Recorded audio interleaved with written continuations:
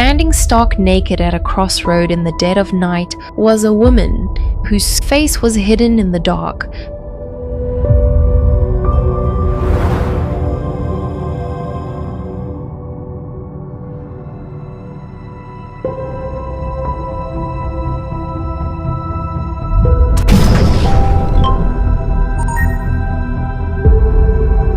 Her eyes shone as fire with anger all over it.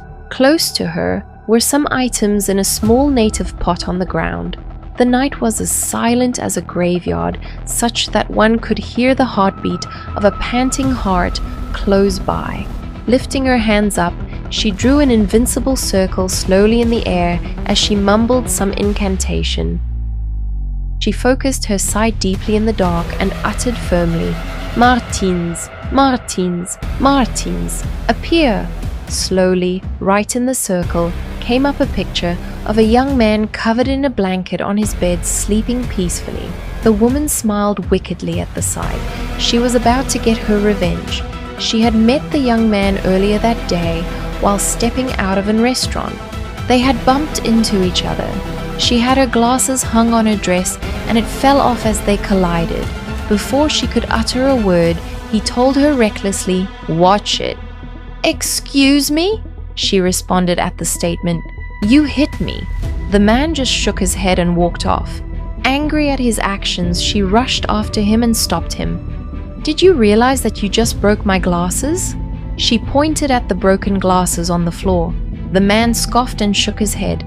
"I believe you don't know whom you're stopping, or you would have thought twice." She grunted as he brushed her hands off his clothes. "Martins?" A voice called from a car parked in front of the restaurant. "Give me some seconds, brother," the man replied and walked off arrogantly. "Martins." The woman repeated slowly and silently. She had just noted his name. He had broken her glasses earlier on and walked off arrogantly, and now she was about to break his life. Moving her right hand as if getting past a curtain, she checked and saw that he had 5 houses, 4 cars, a gas station, transport company, 3 kids from 3 women whom he wasn't married to, and was a multimillionaire. She mumbled. She thought he even had some powers behind him, but here he was, sleeping like a baby, and he had none entirely. Did he think the physical things he had could protect him? If only he knew that the world was deeper than the things he could see. Slowly, she lifted up her broken glasses from the pot on the ground and cursed, "Martins, as you have broken this glasses, so shall your life be entirely broken." She lifted the pot, took a nail and little hammer from it, and walked up to a tree nearby. Slowly, she nailed on the tree. When done, she took an egg and threw it on the spot, splashing it all over the nail and on the tree. "As this egg is shattered, so shall your life and all that you own be shattered," she continued. "So long as this nail remains here, your life shall always be hard.